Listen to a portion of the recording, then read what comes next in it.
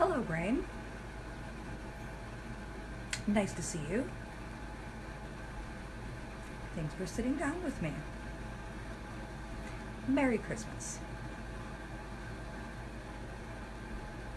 I love you too. Do you know why you're here? Right. We need to have a chit-chat about that.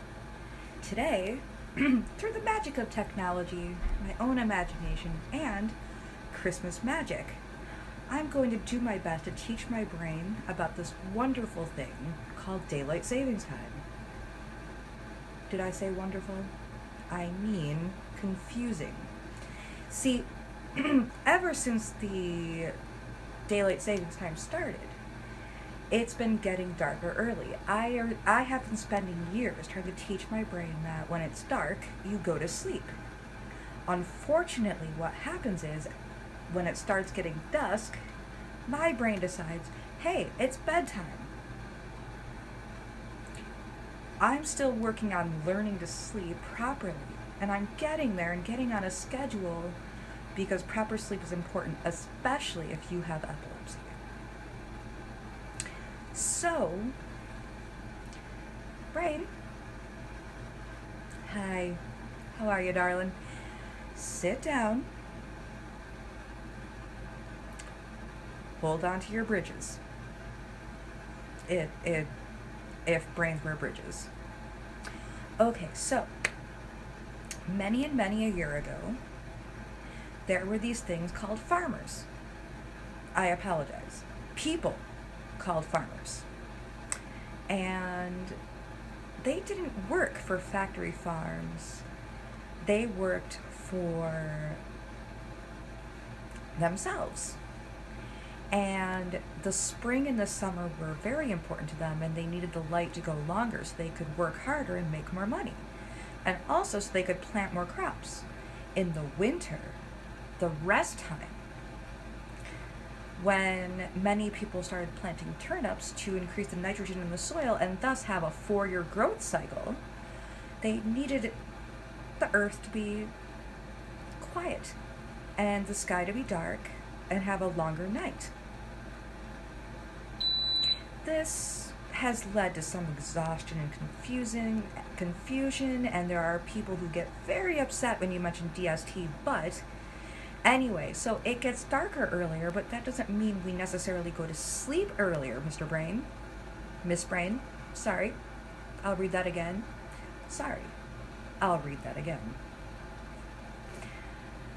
That just means that it's darker earlier, but while the night is longer, we can read more, we can finish our work early and have time to relax and watch a favorite show if we want, read if we like, things like that.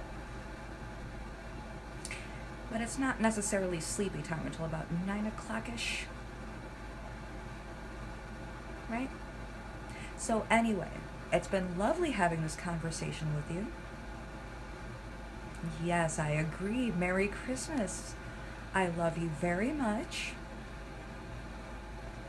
Yes, you're a good brain. To the audience who is watching this particular conversation going, has she gone completely bonkers? I was already there, I'm afraid. But yeah, one of my biggest issues of late is sleeping properly and not getting sleepy when it's dark outside at 4 p.m. And it does mean that things can be a bit exhausting. So while I'm still working through a few things, even 4 years after my last seizure, I'm also trying to treat my brain a little bit more nicely, because the poor thing's been through a lot. But thankfully, we're getting more rested, and now I just need to work on letting myself rest.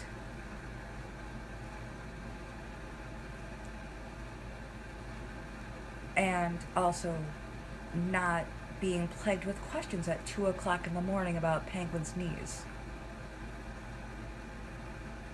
or facts about porcupines that I really don't want to know.